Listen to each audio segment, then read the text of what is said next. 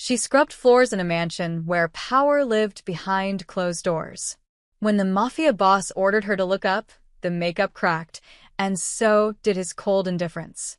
He saw the bruise she'd hidden so carefully, and in that single moment, decided no one in his house would ever be invisible again. The crystal tumbler slipped from Lena's fingers. For one horrible second, she watched it fall, the amber liquid catching the chandelier light, spinning in slow motion toward the white marble floor. Her heart stopped. In the DeLuca estate, even small mistakes had consequences. Her hand shot out. She caught it an inch from disaster. Careful there, the voice came from directly beside her, smooth as expensive whiskey. Lena's pulse hammered. She hadn't heard Vittorio DeLuca approach, which was impossible because the man wore Italian leather shoes that clicked against marble like a metronome counting down to judgment.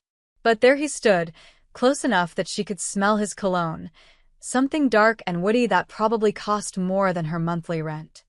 "I'm sorry, Mr. DeLuca." She kept her eyes down, fixed on the polished tips of his shoes. "It won't happen again." She'd been working at the estate for 3 months, long enough to learn the rules. Staff didn't make eye contact with the family. Staff moved like ghosts, present but invisible, useful but silent. Staff definitely didn't drop things during business meetings. Around the massive oak table, 6 men in expensive suits pretended not to notice the interruption. But Lena felt their attention like heat against her skin. These weren't businessmen, despite the tailored wool and leather briefcases. These were predators in a temporary truce, gathered in Vittorio's study to discuss territories and percentages and things Lena pretended not to hear. "Refill Carmine's glass," Vittorio said. Not unkind, just distant. The way you'd instruct a machine. Lena moved around the table with practiced efficiency, pouring Macallan 25 into cut crystal. Her hands didn't shake. She'd learned that trick years ago, how to keep steady even when your insides were trembling. How to smile with a split lip. How to serve breakfast the morning after. She was halfway around the table when Vittorio spoke again. "You've been with us 3 months now. Lena, isn't it?" Her stomach dropped. He knew her name. That was either very good or very bad, and in her experience, it was never good when powerful men paid attention. "Yes, sir. My mother speaks highly of you. Says you're efficient, discreet." "Thank you, sir." She kept moving, kept pouring. "Don't stop. Don't give him a reason to look closer." "How are you finding the work?" It was such a normal question that it caught her off guard. Her hand hesitated over the next glass. "It's good, sir." "I'm grateful for the opportunity. And the staff? Everyone treating you well?" Something in his tone made her skin prickle. The question sounded casual, but nothing about Vittorio DeLuca was casual. Every word he spoke was calculated, weighted, purposeful. "Yes, sir. Everyone's been very professional." She felt his gaze on her. The room had gone quiet in that particular way that meant everyone was listening while pretending not to. "Look at me when you answer." Lena's blood turned to ice. It wasn't a request. Vittorio DeLuca didn't make requests. He gave orders that sounded like suggestions until you realized you'd already obeyed them. She could refuse. She could keep her head down and finish pouring, and maybe he'd let it go. But the silence was stretching too long now, and the other men were definitely watching, and refusing a direct order from Vittorio DeLuca in front of his associates would be worse than whatever he saw when she looked up. Slowly, Lena lifted her head. She'd been so careful with the makeup. 30 minutes in the bathroom mirror this morning, layering concealer and powder like an artist. She'd checked it twice before leaving her apartment. It had been perfect. But foundation cracks under stress. Powder melts with sweat. And she'd been serving drinks for 90 minutes in a room that was too warm, under lights that were too bright. Vittorio's eyes locked onto hers. They were dark, not quite black, but close enough that you couldn't see where pupil ended and iris began. Cold eyes. Calculating eyes. Eyes that had seen things that would make normal people flinch. For 3 seconds, he just looked at her. Then his gaze shifted. Down. To her left eye. Lena watched his expression change. It wasn't dramatic. Vittorio De Luca didn't do dramatic. But something flickered across his face. Something sharp and dangerous that was there and gone so fast she almost missed it. The room went from quiet to silent. The kind of silence that preceded violence. "Who did that to you?"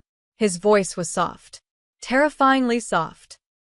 "I walked into a door." The lie came automatically, smooth from years of practice. "Clumsy of me. A door." "Yes, sir." "What kind of door?" The question was so unexpected that she almost laughed. What kind of door? What did it matter what kind of door? "A bathroom door, sir. At my apartment. I got up in the middle of the night and forgot it was closed." She was good at lying. She'd had to be. But Vittorio was staring at her like he could see through skin and bones straight to the truth underneath. "Lena," he said her name like he was tasting it, testing its weight. "Do you know what I do for a living?" Of course she knew. Everyone in Chicago knew. The De Luca family controlled the South Side and half the docks. They moved money and merchandise through channels that didn't officially exist. They settled disputes that never made it to court. They were the kind of power that operated in shadows and back rooms and quiet conversations that changed the city. "You're a businessman, sir." His mouth quirked. Not quite a smile. "I'm very good at knowing when someone is lying to me. It's how I stay alive." He leaned back in his chair, casual, but his eyes never left her face. "That bruise is 4 days old. Door injuries are usually forehead or nose, high impact, straight on. Yours is under the eye. Angled up. Left-handed backhand." He paused. "And you're favoring your right side when you move." Rib. Lena couldn't breathe. How did he know? How could he possibly? Who did that to You. It wasn't a question anymore. And suddenly Lena understood why people feared this man. Not because he was loud or violent or cruel, but because he saw everything, noticed everything. And once Vittorio De Luca noticed you, there was nowhere to hide. "I'm handling it, sir," she whispered. "It won't affect my work." For a long moment he didn't respond. Then he picked up his own glass, took a slow sip, and set it down with deliberate care. "You're dismissed," he said quietly. "Take the rest of the evening off." Relief flooded through her. "Thank you, sir." "And Lena?" He looked at her one more time. "Find somewhere else to sleep tonight. Not your apartment." She opened her mouth to ask why, but something in his expression stopped her. She set down the decanter, smoothed her uniform, and walked out of the study with her head high and her heart pounding like a war drum. Behind her, she heard Vittorio's voice, cold as winter. "Carmine, which of our security personnel have access to the staff files?" The door closed before she heard the answer. Lena didn't go home that night. She checked into a motel on the edge of the city, the kind with hourly rates and a clerk who didn't ask questions as long as you paid cash. She sat on the stiff mattress, still wearing her uniform, and stared at her phone. 17 missed calls from Marco. She didn't listen to the voicemails. She already knew what they'd say. The first few would be apologies. Sweet words, promises that it would never happen again, reminders of how much he loved her. Then they'd turn angry. Accusations that she was overreacting, that she made him do it, that she was being dramatic. The last few would be threats. Her phone buzzed. Another call. She watched Marco's name flash on the screen until it went dark. She should have left him months ago. Should have seen the signs. But Marco had been charming at first, bringing her flowers, calling her beautiful, making her feel seen after years of being invisible. By the time his temper showed, she was already in too deep, already making excuses, already believing that maybe she really was the problem. And then she'd gotten the job at the De Luca estate, and Marco had been so proud. "My girl, working for the De Lucas," he'd said, kissing her forehead. "You're moving up in the world, baby." She'd thought he was happy for her. Now she wondered if that's when everything changed. The next morning, Lena arrived at the estate at dawn, just like always. She went through the service entrance, changed into a fresh uniform, and reported to the kitchen for her assignments. "Mrs. Chun, the head housekeeper, looked up from her clipboard with an expression Lena couldn't read. Conference room 3 needs setting up for breakfast. Mr. DeLuca wants it ready by 7-inch. Yes, ma'am. Lena worked quickly, laying out china and silverware with mechanical precision. Her mind was elsewhere. What had Vittorio meant last night? Why had he asked about security personnel with access to staff files? She was polishing water glasses when she heard voices in the hallway. Male voices. Angry. This is bullshit, Mr. DeLuca. I've worked for your family for 3 years. And in those 3 years, you've proven yourself unreliable. Lena froze. She knew that first voice. Marco. One mistake and you're throwing me out? What about loyalty? What about loyalty? Vittorio's voice could have frozen fire. You want to talk to me about loyalty? Lena moved to the doorway, staying hidden in the shadows. Through the crack, she could see them in the hallway. Vittorio stood with his hands in his pockets, relaxed but radiating danger. Marco was red-faced, sweating in his security uniform. 2 other guards flanked them, Sal and Tommy, the estate's head of security and his lieutenant. They watched Marco, like wolves watching wounded prey. I didn't do anything wrong, Marco said, but his voice had taken on a whining quality. If this is about that maid. Her name is Lena. Marco's jaw worked. Right. Lena. Look, whatever she told you. She told me nothing. Vittorio took a step closer. Which is interesting, don't you think? A woman with a 4-day-old bruise on her face, cracked ribs, and she tells me nothing. Makes me wonder what she's afraid of. I don't know what you're talking about. No. Vittorio pulled out his phone, scrolled, then turned the screen toward Marco. This is interesting too. Security footage from the staff parking lot. Last Thursday. 11 p.m. That's you, isn't it? Waiting by a silver Honda Civic. Registration matches Lena's car. Marco's face went pale. We were just talking. Vittorio zoomed in on the footage. Is that what we're calling it when a man grabs a woman by the throat and slams her against a car? Lena's hand flew to her mouth. She'd forgotten about the parking lot cameras. She'd been so focused on hiding the bruise, she hadn't thought about the footage. It was an argument, Marco said quickly. Couples fight. It's none of your business. Everything that happens on my property is my business. Vittorio's voice dropped to a whisper. You hit a woman who works for me. In my parking lot. While wearing my uniform. That makes it very much my business. Marco's hands curled into fists. For a second, Lena thought he might actually swing at Vittorio. But Sal moved slightly, his jacket opening just enough to show the shoulder holster underneath. Marco's hands unclenched. You're fired, Vittorio said. Effective immediately. Sal will escort you to collect your things. You have 10 minutes. You can't do this. I can. I am. Vittorio turned to walk away, then paused. And Marco? If I hear you've gone anywhere near Lena again, her apartment, her car, her favorite coffee shop, we'll have a different kind of conversation.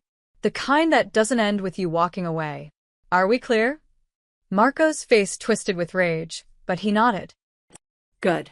Get him out of my sight. Sal grabbed Marco's arm, but Marco jerked away. I don't need your help, he spat on the marble floor. A last act of defiance. This family's going to shit anyway. Everyone knows it. The Revellis are moving in, the Irish are pushing south, and you're wasting time on some nobody maid. He didn't finish the sentence. Vittorio moved so fast Lena barely saw it. 1 second, he was 5 feet away. The next, his hand was around Marco's throat, pressing him against the wall. Her name, Vittorio said softly, is Lena. Say it. Marco's eyes bulged. Elena. Good. Now, get out of my house. He released Marco, who stumbled, gasping. Sal and Tommy grabbed him, less gentle this time, and hauled him down the hallway. Vittorio straightened his suit jacket, smoothed his tie, and walked away like nothing had happened. Lena stood in the doorway, trembling. She should feel relieved. Marco was gone. She was safe. But something Marco said echoed in her mind. This family's going to shit anyway. And she couldn't shake the feeling that she'd just stepped into something much bigger than a bad relationship. Lena tried to quit the next morning. She'd rehearsed the speech in her motel room mirror. Professional. Apologetic. Brief. I appreciate the opportunity, but given recent circumstances, I think it's best if I move on clean. Simple. No drama. But when she arrived at the estate, Mrs. Chen intercepted her before she could reach the main office. Mr. DeLuca wants to see you. His private study. Top floor. Lena's carefully prepared speech evaporated. Did he say why? Mrs. Chen's expression was unreadable. He doesn't explain himself to me, dear. He just tells me where people need to be. The walk to the top floor felt like climbing to an execution. Lena had never been to Vittorio's private study. Staff weren't allowed on the family floors without explicit permission. The hallway was different up here. Quieter. The carpet was thicker, the artwork more expensive. Everything whispered old money and older secrets. She knocked on the heavy oak door. Come in. Vittorio sat behind a massive mahogany desk, reading something on his laptop. He didn't look up immediately. Closed the door. Sí. Lena obeyed, perching on the edge of a leather chair that probably cost more than her car. The study was exactly what she'd expected: floor-to-ceiling bookshelves, a bar cart with crystal decanters, windows overlooking the estate grounds. But it was messier than she'd imagined. Papers everywhere. File folders stacked in precarious towers. A whiteboard covered in names and numbers she didn't understand. You didn't go home last night, Vittorio said, still not looking at her. Good. How did you? She stopped. Of course he knew. Mr. DeLuca, I came here to resign. No. The word was so simple, so absolute, that it took her a moment to process. Sir, I appreciate everything you've done, but I can't. Marco Ricci. Vittorio finally looked up. 3 years on my security team. Adequate performance reviews. No major incidents. He turned his laptop around. Until I looked closer. The screen showed a spreadsheet. Rows and rows of numbers. Payroll records, Vittorio continued. Your ex-boyfriend was on the state security unit. Base salary $48,000. Benefits package. Overtime pay. Standard. He scrolled down. Except every 2 weeks, there's a discrepancy. Small amounts. 200 here. 350 there. Never enough to trigger an automatic audit. But over 3 years? He pulled up another sheet.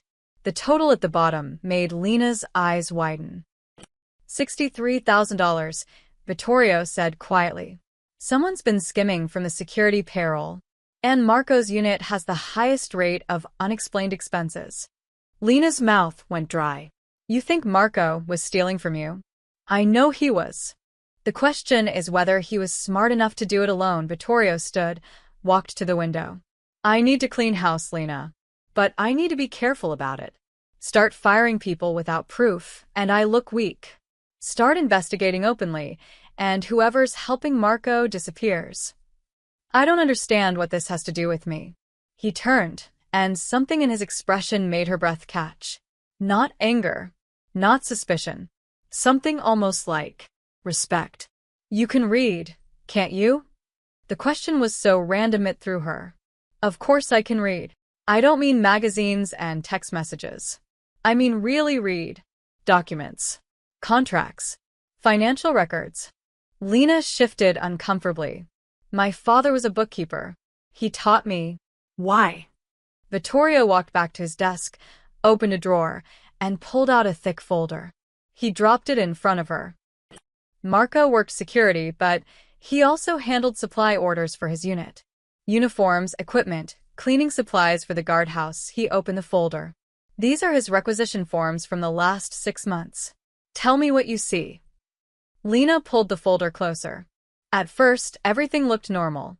Standard order forms. Equipment lists. Quantities and prices. Then she noticed the patterns. The numbers are wrong, she said slowly. A case of industrial cleaner costs $48, but he's listing it as $84. Box of latex gloves, normally $12, he's charging $21. Keep going. She flipped through more pages, her father's voice in her head. Always check the numbers twice, Lena. Numbers don't lie, but people who write them down do. The frequency is wrong too, she said, more confident now. He's ordering cleaning supplies every week. But a security unit of 8 men shouldn't need. Wait, she pulled out a calculator from her purse, started running numbers. According to this, his unit uses more cleaning supplies than the entire main house. That doesn't make sense unless he's ordering supplies that don't exist, Vittorio finished. And pocketing the difference. Or ordering real supplies and selling them elsewhere. Lena looked up at him. But these are approved. Someone signed off on them. Exactly, Vittorio leaned against his desk. Which means Marco had help. Someone in procurement. Someone in accounting. Maybe someone higher up. He paused. I fired him yesterday. This morning, I get word that certain people are nervous. Making phone calls. Asking questions about what I know. You rattled the cage. I did. And now they're scrambling. He looked at her directly. I need someone who can go through records without raising suspicion. Someone who has a reason to be in the office areas. Someone these people won't see as a threat. Understanding hit her like cold water. You want me to spy for you. I want you to help me clean my house. There's a difference. No, Lena stood up. No, absolutely not. I'm a maid, not a... You're a woman with a talent for numbers who's being paid minimum wage to scrub toilets. His voice was sharp now. You could be doing real work, important work, and getting paid appropriately for it. I could also get killed. You think Marco's going to let this go? Vittorio's eyes hardened. You think firing him was enough? He's angry, humiliated, and now he's about to lose his income stream. Men like him don't just walk away, Lena. They come back. And when they do, would you rather be defenseless? Or would you rather be under my protection, in my house, with a reason for me to keep you close? Lena's legs felt weak. She sat back down. What would I have to do? Vittorio pulled out another folder. Thinner this time. Start with these.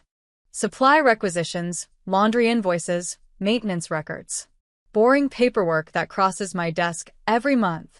I need you to read them the way your father taught you. Find the lies buried in the numbers. He opened the folder. On top was a laundry invoice from an industrial cleaning company. Start there, he said. Tell me what you see. Lena pulled it closer, her hands shaking slightly. At first, it looked standard. Then she saw it, a line item that made her freeze. This company, she whispered. Marco took me here. 6 months ago. He said it was a surprise date, that he wanted to show me where he grew up. She looked up at Vittorio. Why would your laundry service be at the docks? Vittorio's smile was cold and satisfied. That's exactly the question I need answered. Lena moved into the estate 3 days later. It wasn't a request. Vittorio had Mrs. Chun prepare a room in the staff quarters, small but private, with a lock on the door and a window overlooking the gardens. Safer than a motel, he'd said. And closer to the work. The work.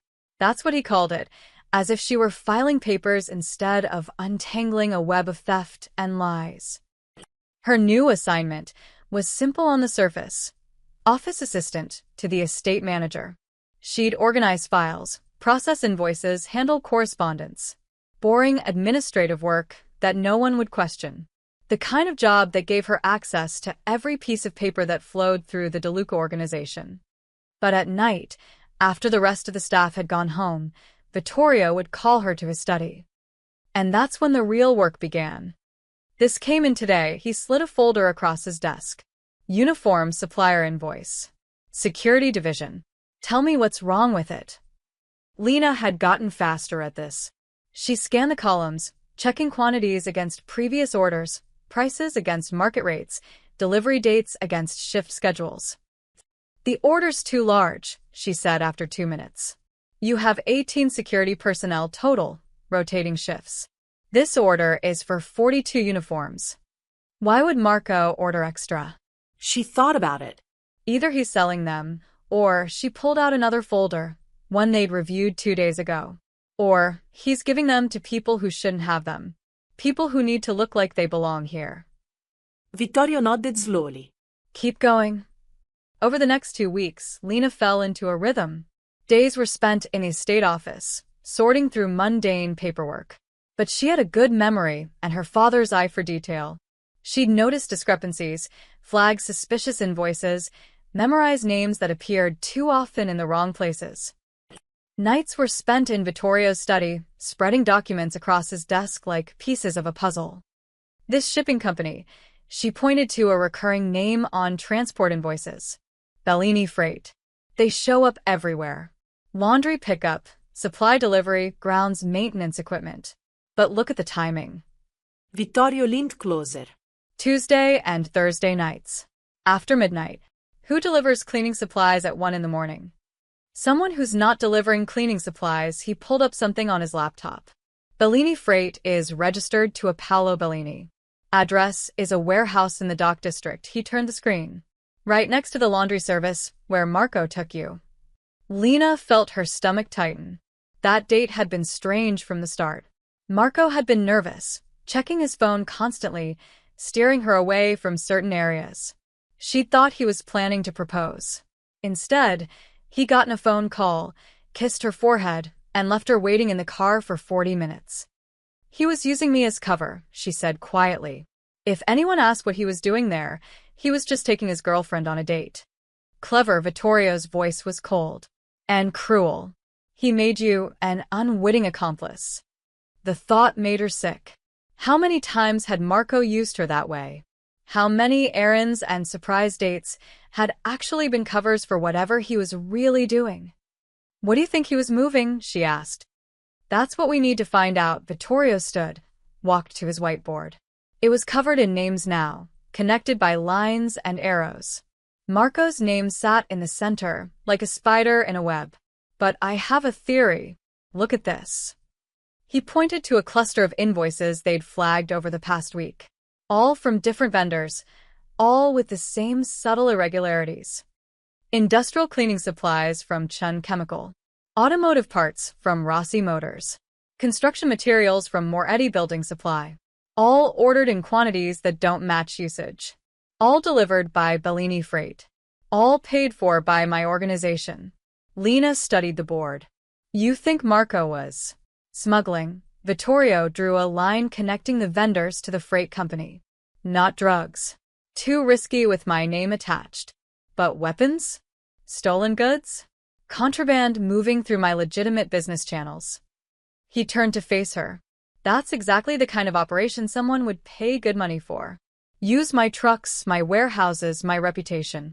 If it gets caught, I take the fall. The real criminals walk away clean.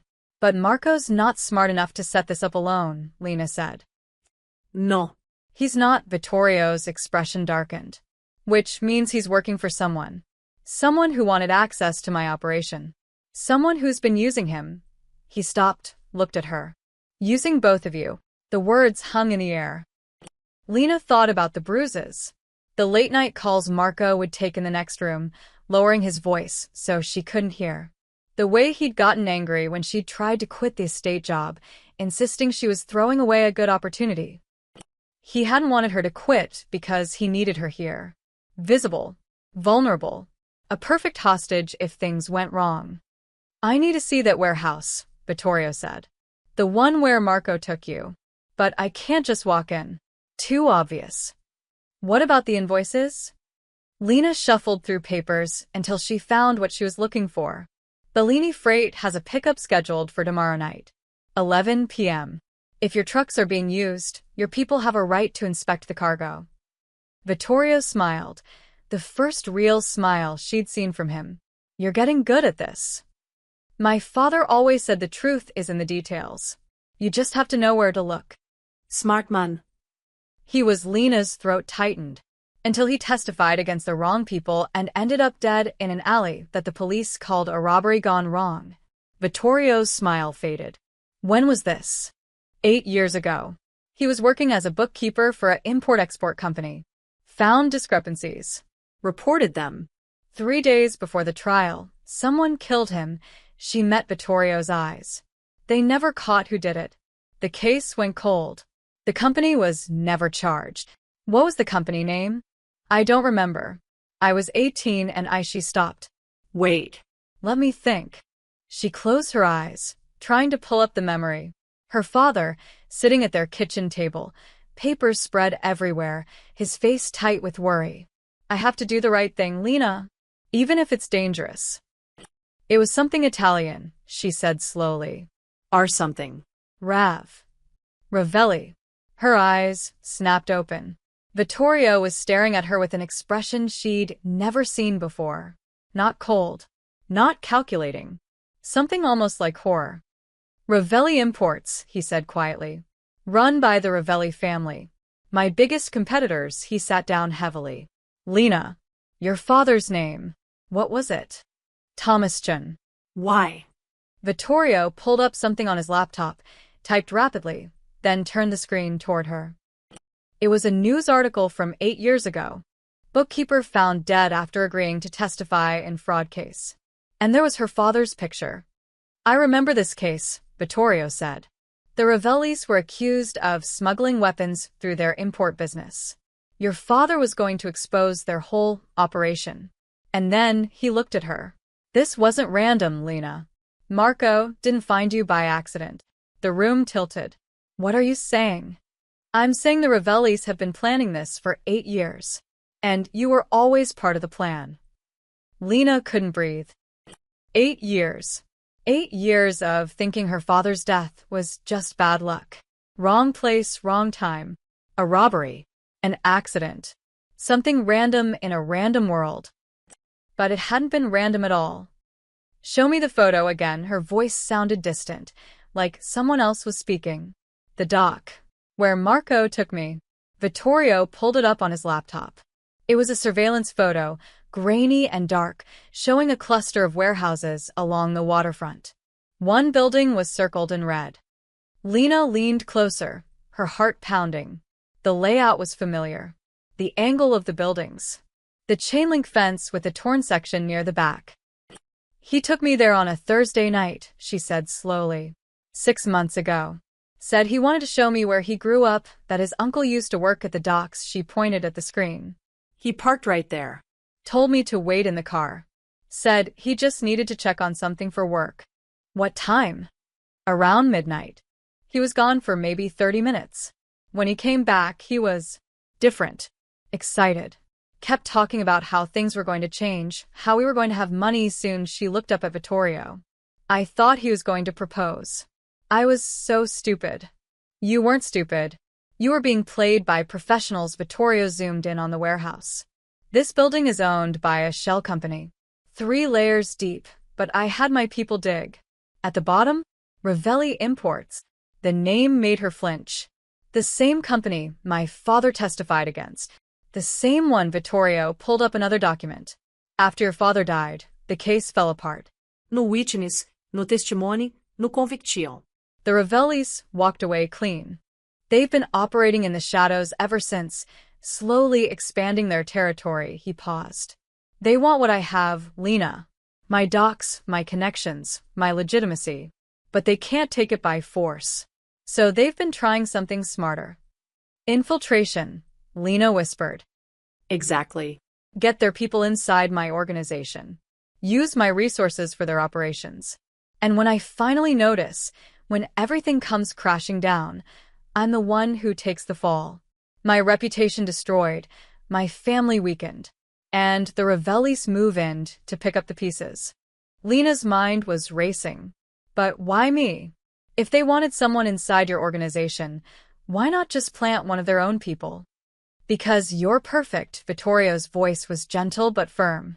You're Thomas Chen's daughter. The man who tried to expose them. Having you working for their enemy? It's poetic justice in their eyes. And if things go wrong, if you get caught in the crossfire, he didn't finish the sentence. They'd be erasing the last loose end from 8 years ago. Lena felt cold. Marco. How long have I been with him? How long? 9 months. We met at a coffee shop near my apartment. He spilled his drink on me, apologized, bought me a new one. We started talking and she stopped. It wasn't an accident. None of it was an accident. Vittorio shook his head. I'd bet everything he was told to find you, to date you, to make you trust him. And when the time was right, to get you a job here. The memory hit her like a physical blow. Marco, 3 months into their relationship, casually mentioning that the DeLuca estate was hiring, that he could put in a good word, that it would be great money, much better than her waitressing job. She'd been so grateful, so touched that he was thinking about her future. He was setting me up from the beginning, her voice cracked. Everything. The dates, the gifts, the promises. All of it was a lie. Not just a lie. A mission. Vittorio closed his laptop. But here's what they didn't count on. You're smart, Lena. Observant. And you have your father's gift for reading numbers. You've helped me uncover more in 2 weeks than my own security team found in 3 years. So what do? We use what we know. Vittorio stood, walked to his whiteboard. Marco's been fired. He's angry, desperate, and probably scared. The Ravellis are going to want to know what went wrong, what I know, what you told me. They're going to put pressure on him. And when people get pressured, they make mistakes, Lena said. Exactly. Marco will either run, or he'll try to salvage the operation. Either way, he'll lead us to whoever he's working with. Vittorio drew a new line on the board, connecting Marco's name to the Ravelli family. But we need proof. Solid evidence that ties the Ravellis to the smuggling operation. Something that will hold up in court or in front of the commission. The commission? The families that run this city. We have rules, territories, agreements. If I can prove the Ravellis have been violating those agreements, using my territory for their operations without permission, they'll be forced to back down. He turned to face her. But if I make an accusation without proof, I look paranoid. Weak. And that's exactly what they want. Lena walked to the window, looking out at the estate grounds. Somewhere out there, Marco was planning his next move. And behind him, the people who'd killed her father were pulling the strings. The pickup tomorrow night, she said. At the dock. What if we follow it? See where the cargo goes. Too risky. If they spot us. Then don't use your people. Use me. Vittorio stared at her. Absolutely not. Why not? I'm already involved. And Marco knows my car. If he sees it near the docks, he won't think it's surveillance. He'll think she paused, hating what she was about to say. He'll think I'm weak. That I'm trying to get him back. That I can't let go. Which puts you directly in danger. I'm already in danger. Lena turned to face him. You said it yourself. The Ravellis know who I am. Know what my father did. Whether I help you or not, I'm a target. At least this way, I'm fighting back. Vittorio was quiet for a long moment. Then he walked to his desk, pulled out a small device that looked like a pen. GPS tracker, he said. If you're going to do this, you wear this. And you stay in the car. You don't get out, you don't approach anyone, you don't take risks. You just observe and report. Understand? Lena took the device, feeling its weight in her palm. It was heavier than she expected. There's something else, she said quietly. That night Marco took me to the docks. When he came back to the car, he wasn't alone. Vittorio's eyes sharpened. What? I only saw him for a second. Another man. They stood by Marco's door, talking. The man handed Marco something, an envelope, I think. Then he walked away. Did you see his face? No. But I saw his ring. Big. Gold. Shaped like, she closed her eyes, pulling up the memory. Like a raven with spread wings. Vittorio's expression went cold as ice. That's the Ravelli family crest, he said. Marco wasn't just working for them. He was meeting with them directly. He looked at her. The man you saw was probably Antonio Ravelli, the heir to their organization. If he's personally involved, this is bigger than smuggling. This is war. Lena felt her resolve harden. Then, let's give them one. The next morning, Vittorio called a meeting. Not in his private study, but in the formal conference room where he conducted official business. Lena watched from the hallway as a dozen men filed in, captains, lieutenants, advisors. The inner circle of the DeLuca family. She wasn't supposed to be there, but Vittorio had asked her to stay close. I might need you, he'd said cryptically. Through the partially open door, she heard voices. Tense. Worried. losing shipments to the Irish on the north side. The Colombians are pushing into our territory on the docks. And now this mess with the Revelis. We don't know it's the Revelis that was Carmine, Vittorio's underboss. Older, cautious, loyal. We have suspicions, not proof. The proof is in the missing money. Vittorio's voice cut through the others like a blade. 63,000 from payroll. God knows how much from the smuggling operation. Someone's been bleeding us dry, and they've been using our own people to do it. Marco Ricci was small time. Another voice said. A glorified thug. You really think he could orchestrate something this elaborate? No. Which is why he was perfect. The Revelis needed someone we wouldn't suspect. Someone loyal enough to follow orders, but stupid enough to get caught eventually. So we're being set up. We've been set up for years. Vittorio's tone was grim. And it's working. The other families are watching, waiting to see if we can handle our own house. If we look weak, they'll move in.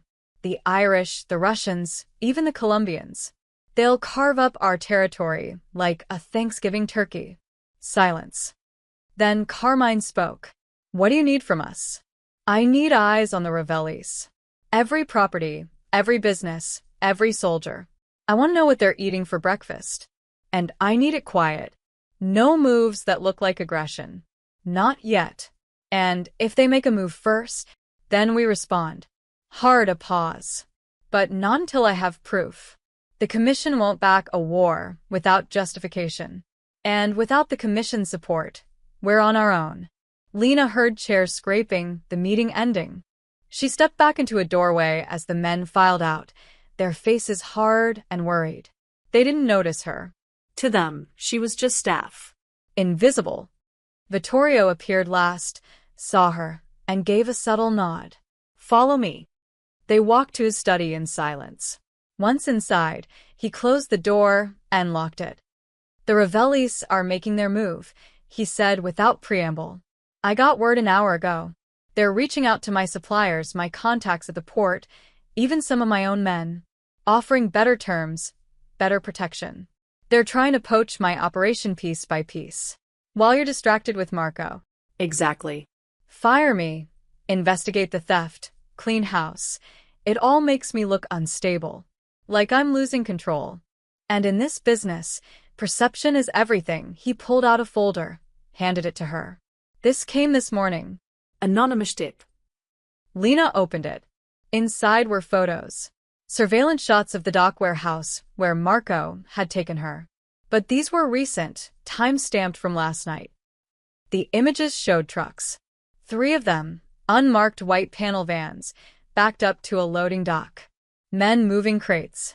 And in one shot, clear as day, was Marco talking to a man in an expensive suit. That's Antonio Ravelli, Vittorio said. Heir to the Ravelli family. 32 years old, Harvard-educated, more dangerous than his father because he's smarter. If he's personally overseeing operations in my territory, this isn't just business. It's personal. Lena studied the photo. Antonio was handsome in a cold way, with sharp features and calculating eyes. The kind of man who smiled while planning your funeral. Why would they send you these photos? She asked. Because they want me to know. Want me to react emotionally. Make a mistake. Rush in with guns blazing and give them an excuse to retaliate. Vittorio's jaw was tight. They're baiting me, so we don't take the bait. No. We set our own trap. He pulled out a map of the city, marked with pins and colored lines. The pickup tonight at Bellini Freight. That's still happening. But I'm going to leak information. False information. Make them think I'm planning a raid on a different location. And while they're prepared for an attack, that never comes. You follow the real shipment. See where it goes. Who receives it? Get me names, locations, proof. He looked at her seriously. This is your last chance to back out, Lena. Once you're in position, once they see you, there's no taking it back. Lena thought about her father. About the 8 years she'd spent thinking his death was meaningless. About Marco's lies, the bruises, the careful manipulation. About being a pawn in someone else's game. I'm not backing out. At 10:30 that night, Lena sat in her Honda Civic 3 blocks from the Bellini freight warehouse. She wore dark clothes, her hair tied back. The GPS tracker Vittorio had given her tucked in her jacket pocket. Her phone buzzed. A text from an unknown number. They're moving. 3 trucks. Stay back. Don't engage. She knew it was Vittorio, using a burner phone. Headlights appeared at the end of a street. 3 white panel vans, exactly as shown in the photos. They pulled out of the warehouse in a convoy, moving slowly through the empty dock district. Lena waited until they were a block away, then started her engine and followed. The trucks headed south, away from DeLuca territory and deeper into the industrial zone. Lena kept her distance, her heart hammering. She'd taken a few self-defense classes after Marco's first hit, but she was under no illusion that she could fight her way out if things went wrong. The convoy turned onto a side street. Lena followed, then cursed. It was a dead end. Chain-link fence on 3 sides, the street ending at an old meatpacking plant. The trucks were stopped, waiting. Lena's blood went cold. It was a trap. She threw her car in reverse, but headlights blazed behind her. 2 more vehicles blocking her exit. Her phone buzzed again. Get out now. But it was too late. Men emerged from the trucks. 4, 5, 6 of them. And walking toward her car, silhouetted against the headlights, was a figure she recognized even from a distance. Marco. He was smiling. Hello, baby, he called out, his voice carrying in the night air. Miss me? Lena's hand went to her door lock, but someone was already there, tapping on the window with the barrel of a gun. Mr. Ravelli would like a word. The man said politely. Please step out of the vehicle. She looked in her rear-view mirror. More men behind her. No escape. Her phone buzzed one more time. Hold on. Coming. But Vittorio was miles away, and she was surrounded. Slowly, hands shaking, Lena opened the door and stepped out into the night. Don't hurt her, Marco's voice carried across the empty street. Not yet. Lena's legs felt like water as rough hands pulled her away from her car. The men surrounded her in a loose circle, blocking any chance of escape. They weren't thugs. They moved with military precision, professional and calm. Marco walked toward her, and in the harsh light of the headlamps, she could see his face clearly. The charming smile was gone. What remained was something uglier, meaner. You broke my heart, baby. He stopped a few feet away. I gave you everything. Love, attention, a good job. And you threw it back in my face. You hit me. Her voice came out steadier than she felt. I disciplined you. There's a difference, he circled her slowly. You were supposed to be grateful, obedient. Instead, you ran to Vittorio DeLuca, like some kind of damsel in distress. Got me fired. Humiliated me in front of his men. You stole from him. Marco's hand shot out and grabbed her jaw. Not hard enough to bruise, but hard enough to make his point. I worked for people more powerful than him. Then you. Than anyone in this city. He released her roughly. And now you're going to help me finish the job. I'm not helping you with anything. No. He pulled out his phone, tapped it, and turned the screen toward her. It was a photo of her apartment building. Time-stamped from 30 minutes ago. You've got a neighbor, Marco said conversationally. Mrs. Rodriguez, right? Sweet old lady. Makes you tamales at Christmas. Checks your mail when you're away. He swiped to another photo. Mrs. Rodriguez, walking her small dog. Be a shame if something happened to her. Or her granddaughter. She's 6, right? Adorable kid. Ice flooded Lena's veins. You wouldn't. I wouldn't. But they would. Marco gestured to the men around them. These guys? They don't care about civilians. About collateral damage. They do what they're told. What do you want from me? Smart girl. Finally asking the right questions, Marco pocketed his phone. Your new boss likes you. Trusts you. Keeps you close. That's useful. I won't spy on Vittorio. You don't have to, Marco's smile returned, cold and satisfied. You already did. See, that GPS tracker in your pocket? The one DeLuca gave you, so he could keep you safe. Lena's hand instinctively went to her jacket. The tracker was still there, still active, still. We've been watching his security frequencies for months, Marco continued. That tracker? It's broadcasting your location right to his security team. Which means he knows exactly where you are right now. Which means he spread his hands. He's on his way. Understanding crashed over her like a wave. This was the trap. Not for me. For him. Gold star, baby. You always were smart with puzzles. Marco walked back toward the trucks. DeLuca's been careful. Stays protected. Stays surrounded by his men. But you? Vulnerable little you. Trapped and alone. He'll come running. Can't help himself. And when he gets here. One of the trucks opened. More men emerged, carrying cases that Lena recognized from action movies. Rifles. Body armor. This wasn't a kidnapping. It was an ambush.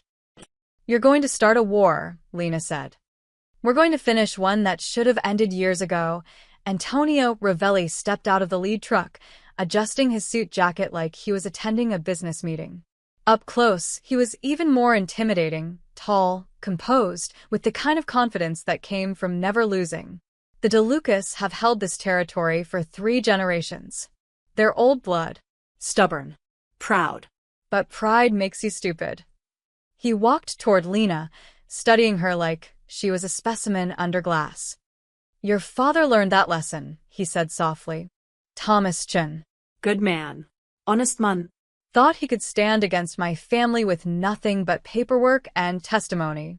We taught him the price of that particular brand of stupidity. Rage, hot and pure, surged through Lena. You murdered him. I was 24 at the time.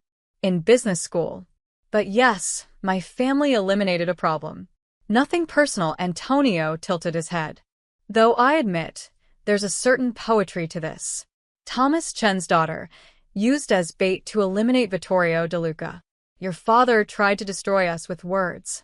You'll help destroy our enemies with your death. In a way, you're both martyrs for the same cause. Vittorio won't come alone, Lena said desperately. He'll bring his whole crew. We're counting on it. Antonio gestured to the rooftops surrounding them. Lena looked up and saw more men positioned with rifles. This meatpacking district is a bottleneck. One way in, one way out. When DeLuca comes charging in to rescue you, we'll be waiting. His men, his captains, his underboss. Everyone who matters, all in one place, he smiled. By morning, the DeLuca family will be decapitated. Leaderless. And the commission will have no choice but to reassign their territory to someone who can actually control it. Lena's mind raced.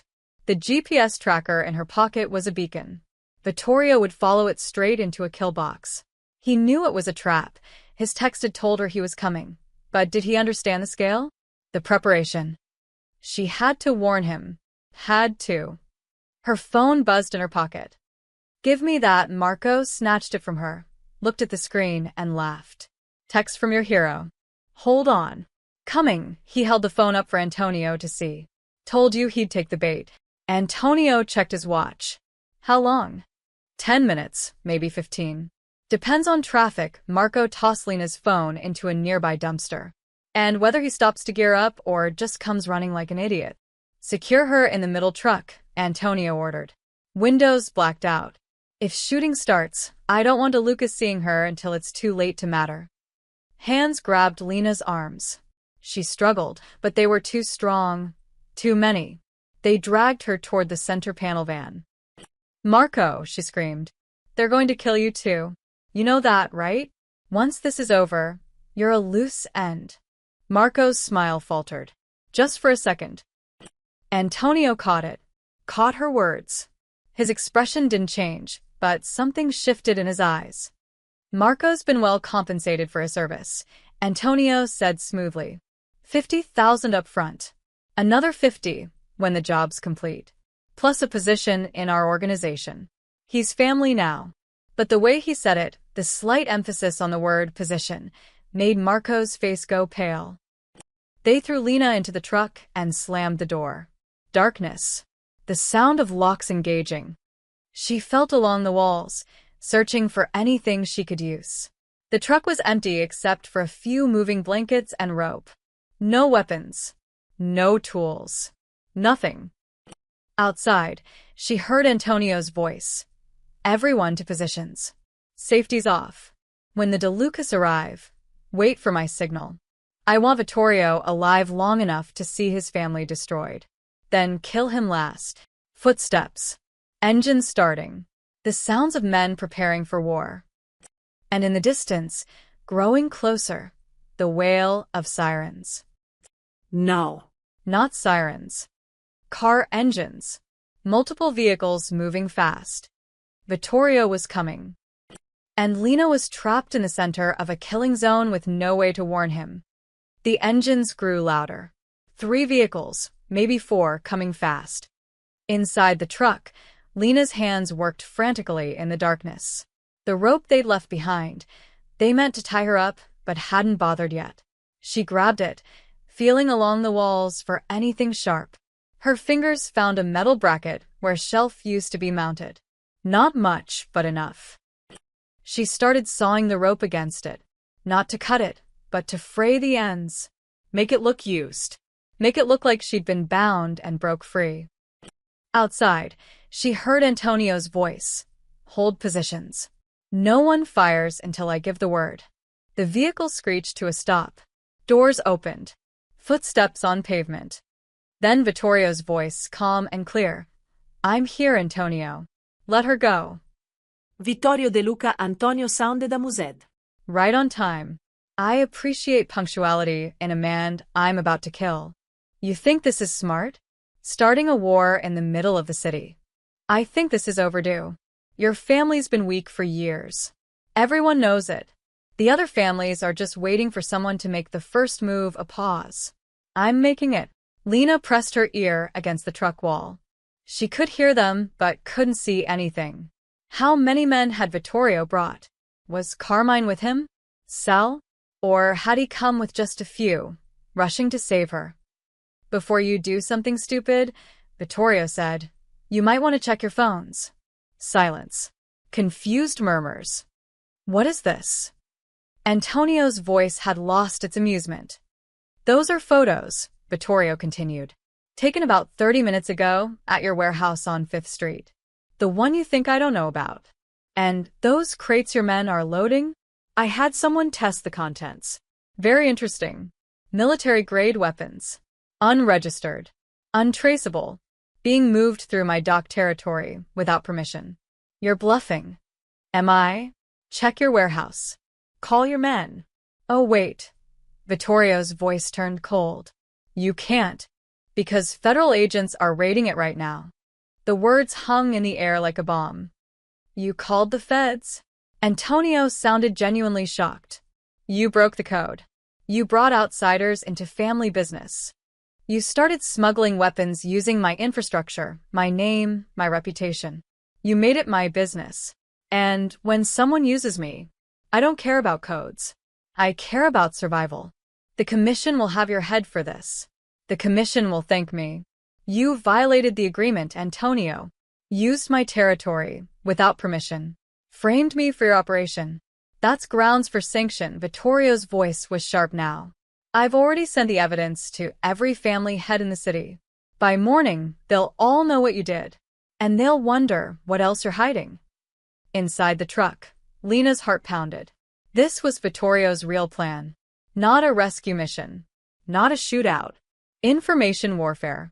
He'd let her be taken, let Antonio think he'd won, all while building a case that would destroy the Revellis politically. But it was also insanely risky. If Antonio decided to cut his losses and kill everyone. You're lying, Antonio said, but his voice wavered. You couldn't have gotten to my warehouse. It's guarded. By men who thought they were getting a bonus shipment tonight. I sent Marco. The name echoed in the silence. What? Marco's voice, panicked. I didn't. I've been here. Have you? Vittorio sounded almost sad. Or did you think that meeting 2 hours ago was just about the ambush? The one where my people gave you secret information about my movements? The one where they promised you an extra $50,000 to make sure I came alone? Lena heard scuffling. Marco's voice higher now. Antonio, I didn't betray you, I swear. You told them about the warehouse? Antonio's voice was death itself. No. I didn't tell anyone anything. Then how does he know about it? I don't. Maybe he's guessing. No one guesses military-grade weapons, Marco. No one guesses the exact location. Antonio's footsteps, moving closer to Marco. What did you tell them? Nothing. I told them nothing. But Lena understood now. Vittorio had played them both. He'd fed Marco false information, made him think he was playing both sides. And when Marco had inevitably reported back to Antonio, he'd contaminated his own credibility. Check his phone, Antonio ordered. What? No. The sound of a struggle. Marco's shouting. Then silence. Well, Antonio's voice was ice. Text messages to an unknown number. The same number that sent you the bonus payment offer. Detailed information about our operation. Time-stamped over the last 3 days, a pause. You've been selling me out piece by piece, Marco. Probably thought you'd take money from both sides and disappear. That's not. I can explain. The gunshot made Lena jump. Single shot. Then the heavy sound of a body hitting pavement. Anyone else feeling disloyal? Antonio's voice carried to his men. Anyone else want to make a deal with the DeLucas? Silence. Terrified silence. Good. Now, Antonio turned back to Vittorio. You think you're clever. You think you've outmaneuvered me. But you're forgetting something important. I still have the girl. And whatever evidence you sent to the commission, whatever story you're spinning, it all falls apart when I put a bullet in Thomas Chen's daughter and leave her body in your territory. You could do that, Vittorio agreed. But then you'd have to explain why. Why you targeted her specifically. Why Thomas Chen's daughter ended up dead the same week I expose your weapon smuggling. The commission might start asking questions. Might start investigating that old case from 8 years ago. Lena's breath caught. He was using her father's death as leverage. Implying that if Antonio killed her, it would reopen questions about the original murder. You're bluffing again. Maybe. But are you willing to bet your family's reputation on it? Vittorio paused. Let her go, Antonio. Take your men and leave. The commission will decide your punishment. But if you kill her, if you start this war, you won't survive the night. Because I didn't come alone. As if on cue, Lena heard new sounds. More vehicles. Many more. Surrounding the area. You brought the commission? Antonio sounded genuinely surprised. I brought witnesses. Neutral parties. Representatives from the Irish, the Russians, the Colombians. All here to observe. To verify. If you shoot now, you're not just killing me. You're killing in front of every major family in the city. And they will retaliate. The silence stretched. Then Antonio laughed. It was a broken sound, the laugh of a man who just realized he'd lost. You magnificent bastard, he said. You turned my own trap against me. I learned from the best. Your father taught me that patience beats passion. Strategy beats strength. Vittorio's voice softened. Let her go. End this. And if I don't, then we all die here. And the city tears itself apart. Is that really what you want your legacy to be? Lena heard footsteps approaching the truck. The lock clicked. The door opened. Light flooded in, blinding her. A figure stood silhouetted against it. Miss Chun, Antonio Ravelli said quietly. It seems you're free to go. Lena stumbled out of the truck, blinking in the harsh lights. The scene before her was surreal. 24 men facing each other across the empty street, guns lowered but ready. Vittorio stood in the center, flanked by Carmine and Sal. Behind them, 5 additional cars, their occupants watching with the cold interest of spectators at a gladiator match. Antonio gestured toward Vittorio. Go on. Run to your savior. But Lena didn't move. Something was wrong. Antonio's surrender was too easy, too clean. Men like him didn't just accept defeat. Lena, Vittorio's voice was gentle but urgent. Come here. Now. She started walking, her legs unsteady. Past Marco's body, crumpled on the pavement, blood pooling beneath him. Past Antonio's men, their faces hard and angry. Past. Her foot hit something. A phone. Not hers, that was in the dumpster.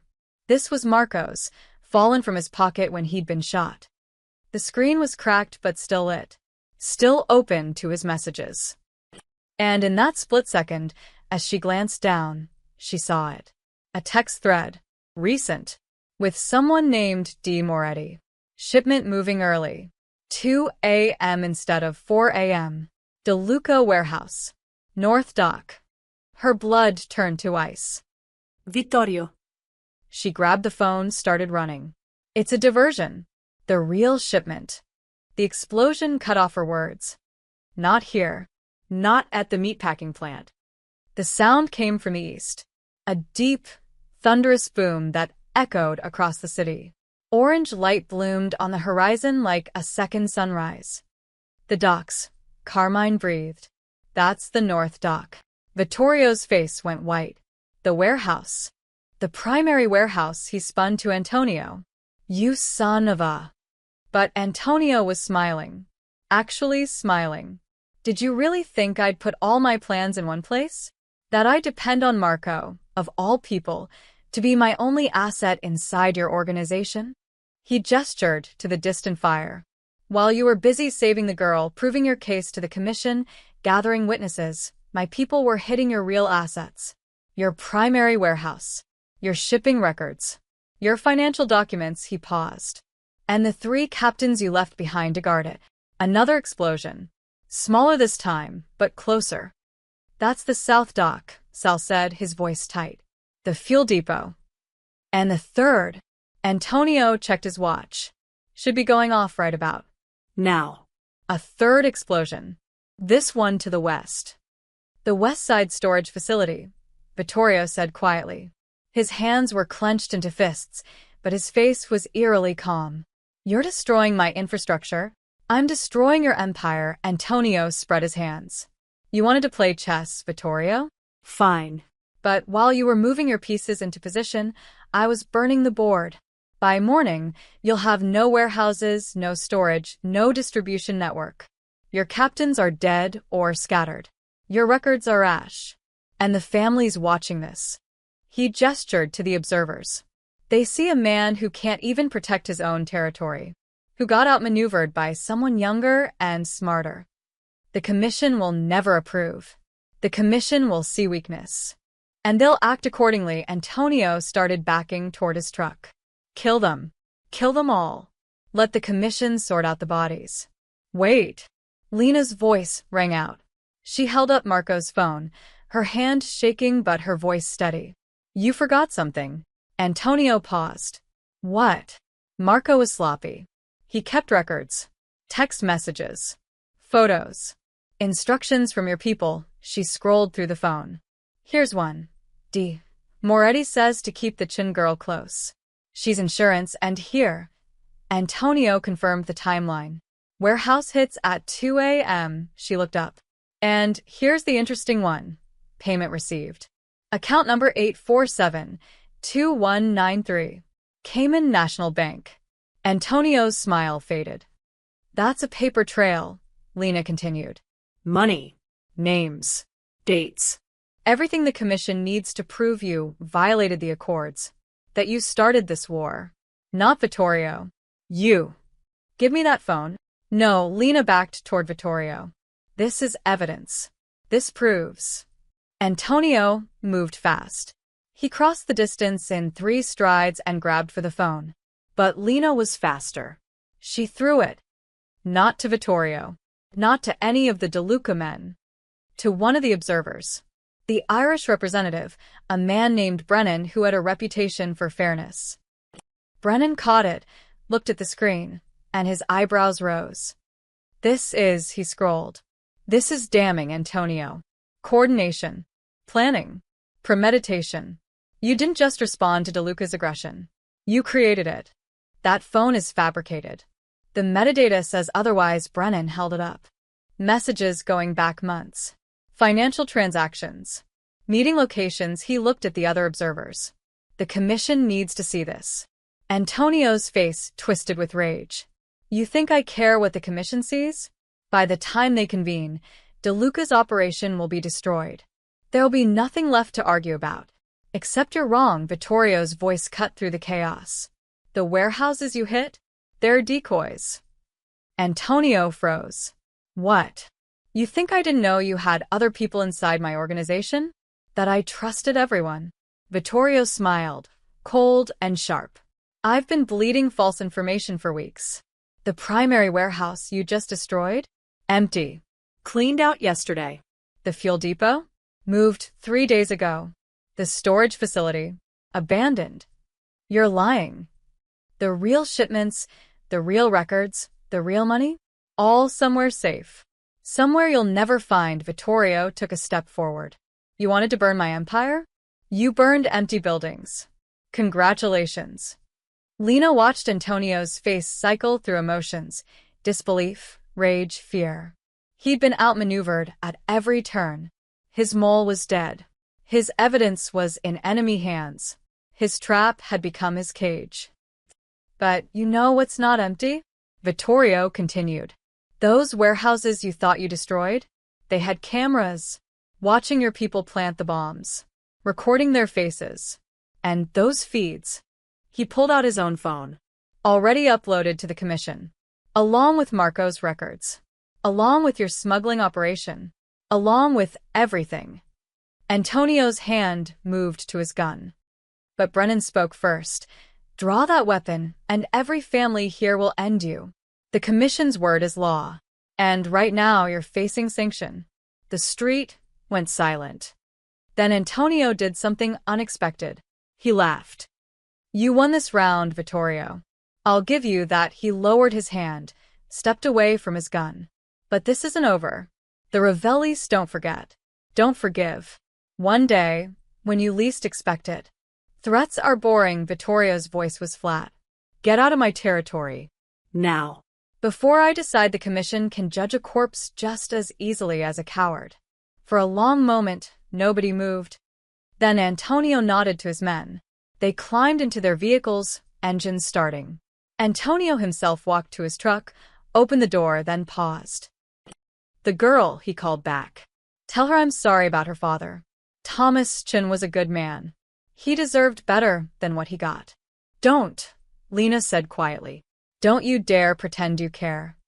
Antonio's expression flickered with something that might have been regret. Then he got in his truck and drove away. As the taillights disappeared, Vittorio turned to Lena. Are you hurt? No. The adrenaline drained out of her all at once. Her legs buckled. Vittorio caught her before she hit the ground. I've got you. You're safe now. But even as he said it, even as Carmine called for cars and Sal coordinated with the observers, Lena felt the phone in her pocket buzz. Marco's phone. The one she'd thrown to Brennan. Except she hadn't thrown Marco's phone. She'd thrown her own phone. The one Marco had retrieved from the dumpster. Marco's real phone, the one with all the actual evidence, was still hidden in her jacket. And it had just received a new message. Phase 2 active. Chin girl has the proof. Retrieve or eliminate. DM. The war wasn't over. It was just beginning. Lena didn't tell Vittorio about the message. Not yet. She sat in his study an hour later, wrapped in a blanket someone had draped over her shoulders, watching him pace. Carmine and Sal stood by the door, their expressions grim. The observers had left, promising to convene an emergency commission meeting within 48 hours. 3 warehouses, Vittorio was saying. All empty, thank God. But they'll know now. They'll know we moved everything. So they'll be more cautious, Carmine said. More careful. Or more desperate. Vittorio stopped pacing, looked at Lena. You should rest. You've been through hell tonight. I'm fine. She wasn't. Her hand still shook when she thought about Marco's body, the guns, how close she'd come to dying. Vittorio, there's something I need to tell you. It can wait. It can't. She pulled Marco's real phone from her jacket. I didn't throw this to Brennan. I threw my own phone. This one has the actual messages. The real evidence. The room went silent. Vittorio crossed to her in 2 strides, took the phone, scrolled through it. His face darkened with every swipe. More Eddie, he read aloud. Messages going back 9 months. Detailed instructions. Payments. Meeting locations. He looked up. Dominic Moretti. He's one of my own captains. A mole, Sal breathed. Inside the inner circle. Not just a mole. The mole. Vittorio kept reading. He's been coordinating everything. Marco was just the muscle. Dominic was feeding information to the Revellis, helping them plan the smuggling routes, telling them which warehouses were real and which were decoys. Then how did we fool them tonight? Carmine asked. Because Dominic didn't know about our counter-operation. I kept that information tight. Only you, Sal, and 3 others. Vittorio's jaw clenched. But he knows now. Or he will soon. And once he realizes we have his phone, he'll run, Sal finished. Or he'll try to tie up loose ends. Vittorio looked at Lena. That message. Retrieve or eliminate. He's talking about you. Lena had already figured that out. She was the only person who could testify about Marco's connections, about the messages, about everything. As long as she was alive, she was a threat. Where is Dominic now? She asked. He was supposed to be at the South Dock, overseeing security. Vittorio pulled out his own phone, dialed. Tommy? Where's Dominic? A pause. What do you mean he left? When? Another pause. His expression turned to stone. Find him. Now. He hung up. Dominic left the South Dock 20 minutes before the explosion. Told his men he had an urgent call from me. They let him go. He knew the bombs were coming, Carmine said. He made sure he wasn't there when they went off. And now he's in the wind. Vittorio slammed his hand on the desk. He could be anywhere. Could be contacting the Revellis right now. Telling them about the phone, about... Wait, Lena stood up, the blanket falling from her shoulders. The messages. Let me see them again. Vittorio handed her the phone. She scrolled through, her father's training kicking in. Look for patterns, Lena. People are creatures of habit. Here, she said. 3 weeks ago. DM sent Marco a meeting location. An address. She pulled up the map. It's a storage unit. North side self-storage. Unit 237-inch. Could be nothing, Sal said. Could be abandoned by now. Or it could be where Dominic keeps his insurance. Lena kept scrolling. Look at the pattern. Every major decision, every big payment, Marco mentions the storage unit. Picked up the package from the usual place. Dropped off the documents where we agreed. This wasn't just a dead drop. This was Dominic's backup plan. Vittorio's eyes sharpened. If he's been skimming money, keeping records, he'd need a place to hide it. Somewhere off the books. Somewhere we wouldn't think to look. And if he's running, he'll go there first. Lena met his gaze. To get his evidence. His money. His escape plan. Carmine checked his watch. It's almost 4 in the morning. Storage facility will be dead. No witnesses. Perfect time for an ambush. Sal was already moving toward the door. I'll get the men. No, Vittorio's voice stopped him. If we roll up with an army, he'll see us coming. He'll destroy the evidence and disappear. He looked at Lena. We need bait. Something that would make him stay. Something he needs more than his escape plan. Lena understood immediately. Me. He needs me dead. If I show up at the storage unit, he'll come? Absolutely not. Vittorio's tone was final. You're not putting yourself in danger again. I'm already in danger. And this might be our only chance to end this. She stood, feeling steadier than she had all night. But I want to know something first. The truth. All of it. Vittorio studied her face. What do you want to know? My father. You said the Revellis killed him because he testified against them. But that case was 8 years ago. Why target me now? Why wait all this time? The room went quiet. Vittorio exchanged a glance with Carmine. Tell her, Carmine said quietly. She deserves to know. Vittorio walked to the window, his back to her. Your father's testimony didn't just threaten the Revellis. It threatened everyone. He'd been keeping books for multiple families. Had evidence of money laundering, smuggling operations, corruption that went all the way to City Hall. Lena's heart sank. He wasn't just testifying against the Revelis. No. He was going to bring down half the city's underworld. Including my family. Vittorio turned to face her. My father was alive then. He was the one who gave the order to silence Thomas Chin. Not directly, but he approved it. Let the Revelis handle it, so our hands stayed clean. The words hit her like a physical blow. Your father killed mine. Yes, Vittorio's voice was raw. I didn't know about it until years later. I was 24, still learning the business. By the time I found out, my father was dying. I confronted him about it. He said it was necessary. Said your father would have destroyed everything we built. That some deaths are the price of survival. Lena couldn't breathe. And when you became boss, I tried to make amends. I had my people track down Thomas Chen's family. Found out he had a daughter. You. Living alone, working minimum wage jobs, struggling. His eyes met hers. I've been watching you for 3 years, Lena. Making sure you were safe. Making sure you had opportunities. When Marco started dating you, I didn't know he was working for the Revelis. I thought it was just bad luck. By the time I realized the truth, I was already in the middle of it. Lena felt tears burning her eyes. Everything. All of this. It all comes back to my father. The Revelis didn't just want to destroy me. They wanted revenge. Your father's testimony started their downfall, even if it didn't finish the job. Having his daughter working for me, being used against me, that was justice to them. Poetic. Vittorio took a step toward her. I know I can't undo what my family did. Can't bring your father back. But I can give you a choice. You can walk away. Right now. I'll give you money, protection, and new identity. You never have to see me or this world again. Lena wiped her eyes. Or you help me finish this. Not for me. For your father. For every person the Revelis have hurt. For every lie they've told. He held out his hand. Help me burn them down. The right way. With evidence. With testimony. With justice. She looked at his hand. Thought about her father, sitting at their kitchen table. Papers spread everywhere. I have to do the right thing, Lena. Even if it's dangerous. Her father had tried to expose the truth and died for it. But he'd also taught her that some things were worth the risk. Lena took Vittorio's hand. Let's go to the storage unit, she said. And let's end this.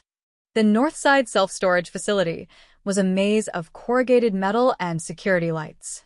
At 4:30 in the morning, it was silent except for the buzz of insects and the distant hum of highway traffic. Lena sat in her Honda Civic in the parking lot, alone. At least, she appeared to be alone. Vittorio was 2 buildings over with Sal and 3 trusted men, watching through binoculars. Carmine was positioned at the facility's only exit. They'd surrounded the place as quietly as possible, but if Dominic was smart, and he'd already know they were here. The question was whether he'd come anyway. Lena's phone buzzed. A text from Vittorio's burner.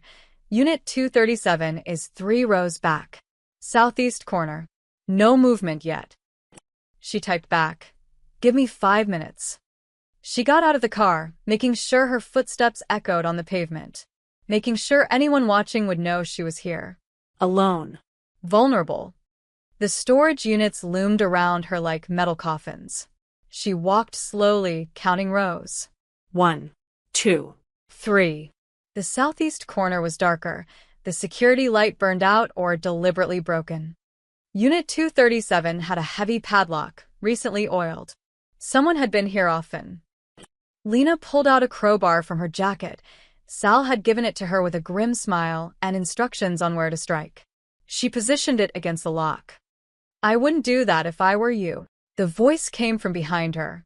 Lena spun around. Dominic Moretti stepped out of the shadows.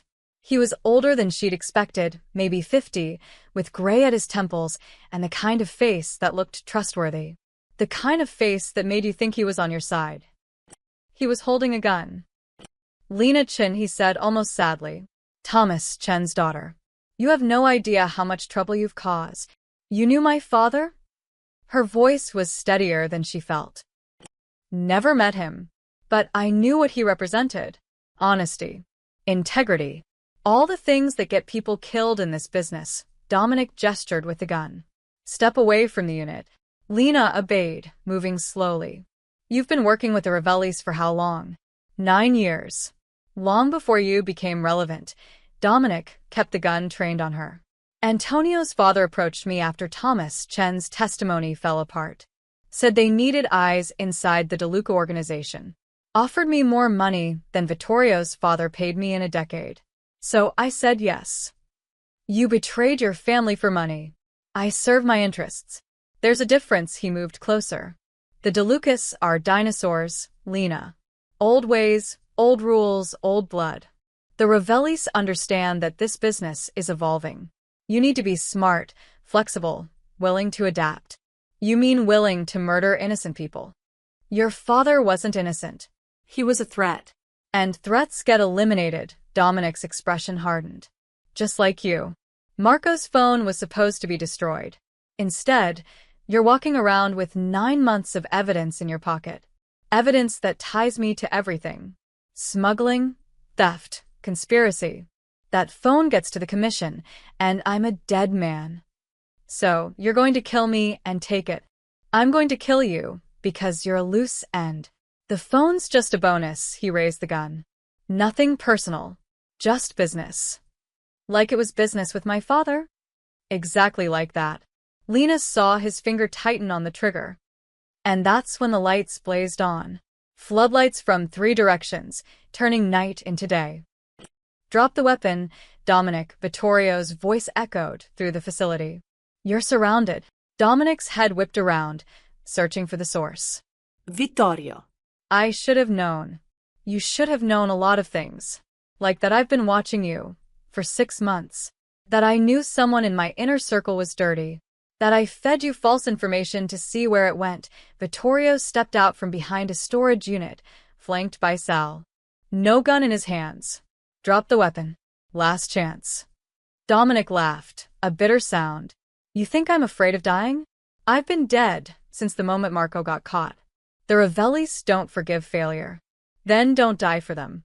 Die for something that matters. Vittorio took a step closer. Tell the commission everything. Testify against the Ravellis. Give us the evidence in that storage unit. In exchange, I'll give you protection. A new identity. A chance to disappear. Why would you do that?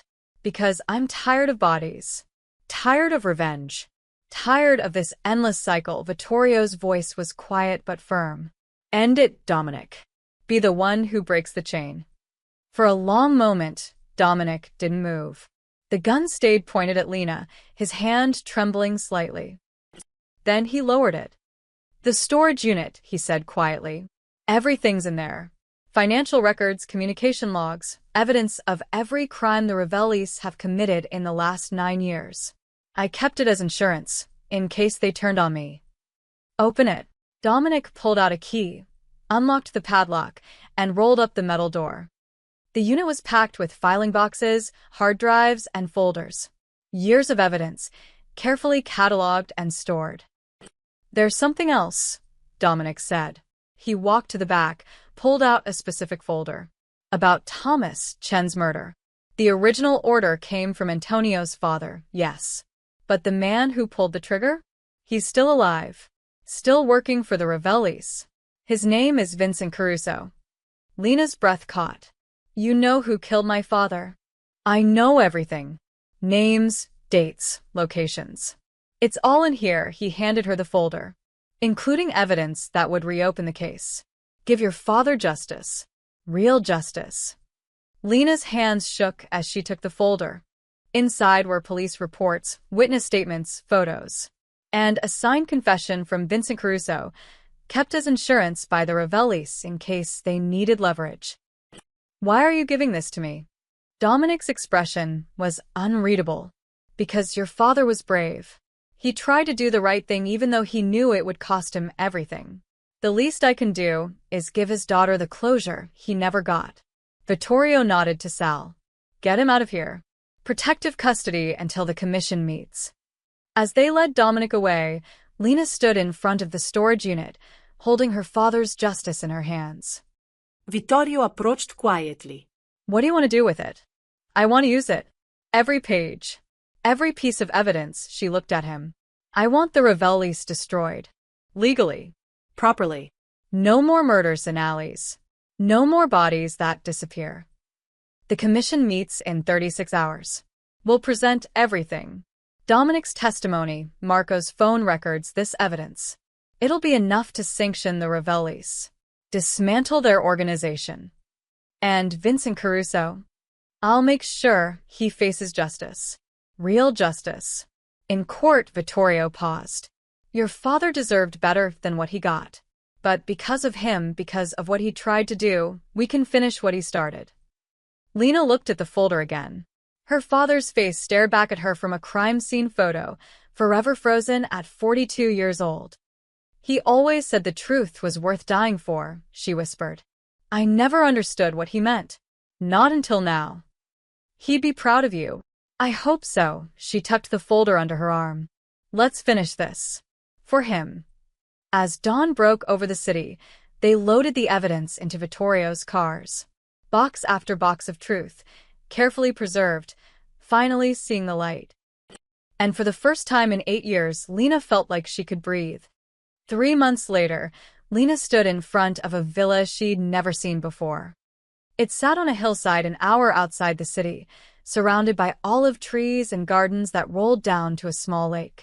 The house itself was old but beautifully restored, cream-colored stone, terracotta roof, windows that caught the afternoon sun and threw it back in golden streams. There was a mailbox at the end of the drive with a name on it. Chun. Lena's hands tightened on the steering wheel of her new car, not the old Honda, which had been totaled when the Revellis firebombed her apartment complex in a final act of spite before the commission shut them down. This was something better. Something that felt like hope. She got out slowly, walked up the stone path to the front door. It was unlocked. Inside, the villa was furnished, but empty of people. Hardwood floors, comfortable furniture, a kitchen that looked like it belonged in a magazine. On the dining table sat a folder with her name on it. Inside was a deed. The villa, the land, everything transferred to her name. Paid in full. And a note in Vittorio's precise handwriting. We should talk. I'm in the garden. Lena found him sitting on a stone bench overlooking the lake, dressed casually in jeans and a white shirt. It was strange seeing him without the suits, without the armor of his position. He looked younger. Almost peaceful. I can't accept this, she said without preamble. Vittorio smiled slightly. I thought you might say that. This is too much. A villa. Land? I can't. It's not a gift, he stood, gestured to the bench. Seat. Please. She sat, wary. After the commission hearing, after the Revellis were sanctioned and dismantled, I had my accountants go through everything Dominic gave us. All the financial records, all the stolen money. He paused. Your father wasn't just testifying about smuggling. He discovered that the Revellis had been stealing from legitimate businesses, including a property investment fund that your family had shares in. Lena blinked. What? Your grandfather started it. Small investments in real estate across the state. When he died, he left it to your father. And when your father died, it should have gone to you. Vittorio pulled out another folder. But the Revellis embezzled it. Took the money, forged documents claiming the fund was bankrupt. You were 18, grieving, and you never knew to look for it. How much? Her voice was barely a whisper. $400,000. Plus 8 years of compound interest. He handed her the folder. The commission ordered full restitution as part of the Revelli sanctions. This villa? I bought it with your money. Money that was always yours. I'm not giving you anything, Lena. I'm just returning what was stolen. She opened the folder with shaking hands. Bank statements. Investment records. All in her name. My father's money, she breathed. Your father's legacy. He worked hard, invested wisely, built something for you. The Revellis took that. Now you have it back. Lena felt tears burning her eyes. And Vincent Caruso? In prison. 25 to life for your father's murder. The evidence from Dominic's storage unit was airtight. The DA reopened the case, and Caruso took a plea deal. Vittorio's voice softened. Your father's name was cleared. The newspapers ran corrections. The city issued an official apology. It doesn't bring him back. No. But it gives him justice. And it gives you a future. Vittorio stood, looked out at the lake. I know I can't undo what my family did. My father's approval, my organization's resources, they all played a part in Thomas Chen's death. That guilt is mine to carry. Why are you doing this? Lena stood too, facing him. The money, the villa, helping me. Why? He was quiet for a long moment. Because you looked at me. That night in my study, when I ordered you to look at me, you lifted your head, and I saw something I'd forgotten existed in this world. Dignity. Strength. Someone who'd been beaten down but refused to stay down. He turned to face her. You reminded me that there's more to life than territory and power and endless war. You reminded me what my father forgot, that some things matter more than winning. Like what? Like doing the right thing. Even when it costs you everything. He smiled sadly. Your father taught you that. And you taught me. Lena felt something shift in her chest. Not forgiveness.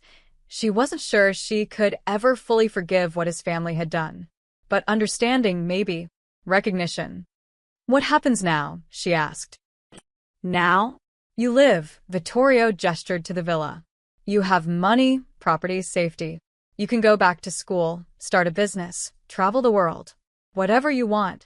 You're free, Lena. Truly free. And you? I'm reforming my organization. Cutting ties with anything illegal, focusing on legitimate business. It'll take years and I'll make enemies, but it's time. He paused. The commission was impressed with how I handled the Ravelli situation. They're considering me for a leadership position, overseeing the transition to more legal operations. A reformed mobster. Lena almost smiled. Think it'll work? I don't know, but I'm going to try. He reached into his pocket, pulled out a business card. If you ever need anything, if you're ever in trouble, call me. She took the card. It was simple, elegant. Just his name and a phone number. Thank you, she said quietly, for everything. Thank your father. He's the one who started this. Who showed us that one person with the courage to tell the truth can change everything. Vittorio held out his hand.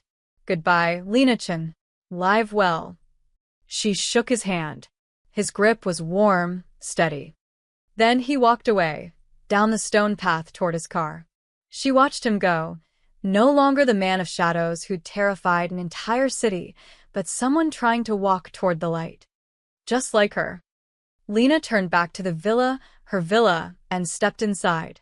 The afternoon sun streamed through the windows, filling every room with warmth. For the first time in 8 years, she felt like she was home. The end.